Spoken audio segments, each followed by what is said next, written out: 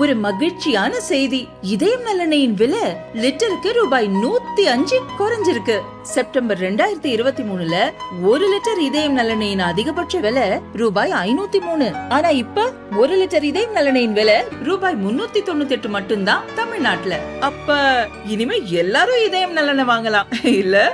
நம் பக்கத்து நாடான மியான்மரை கடந்த வெள்ளிக்கிழமை சக்தி வாய்ந்த பூகம்பம் தாக்கியது.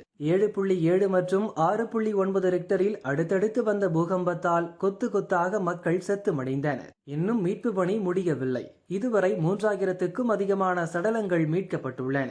5000 பேர் காயமடைந்திருக்கின்றனர். இன்னும் 381 பேரை காணவில்லை. உலகை உலுக்கிய இந்த பூகம்பம் தாய்லாந்து தலைநகர் பாங்காக்கிலும் பாதிப்பை உண்டு பண்ணியது.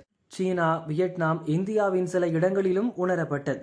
இந்த சம்பவம் நடந்து ஒரு வாரமே ஆகியிருக்கும் சூழலில் இப்போது நேபாளத்தையும் ஒரு நிலநடுக்கம் அதிர வைத்துள்ளது. வெள்ளிக்கிழமை இரவு 7:52 மணிக்கு இந்த நிலநடுக்கம் பதிவானது. பூமிக்கடியில் வெறும் 20 கிலோமீட்டர் ஆழத்தில் ஏற்பட்டது என்று இந்திய விஞ்ஞானிகள் கூறியுள்ளனர். நேபாளத்தில் ஏற்பட்ட இந்த நிலநடுக்கம் இந்தியாவின் பல இடங்களிலும் உணரப்பட்டது. குறிப்பாக டெல்லி, உத்தரப்பிரதேசம், பீகாரின் பல இடங்களில் மக்கள் நில அதிர்வை உணர்ந்து அதிர்ச்சி அடைந்தனர். நேற்றுதான் இந்தியாவை லேசான நிலநடுக்கம் அதிர வைத்தது. மகாராஷ்டிரா மாநிலம் சோலாப்பூர் மாவட்டத்தில் 2.6 ரிக்டரில் இந்த நிலநடுக்கம் பதிவானது. லேசான நிலநடுக்கம் என்பதால் கட்டுமானங்களுக்கு எந்த பாதிப்பும் இல்லை. மக்கள் நில அதிர்வை மட்டும் உணர்ந்தனர். மியான்மர், தாய்லாந்தில் துவங்கி மகாராஷ்டிரா, நேபாளம் என்று அடுத்தடுத்து வரும் நிலநடுக்கம் புதிய பீதியை ஏற்படுத்தியுள்ளது.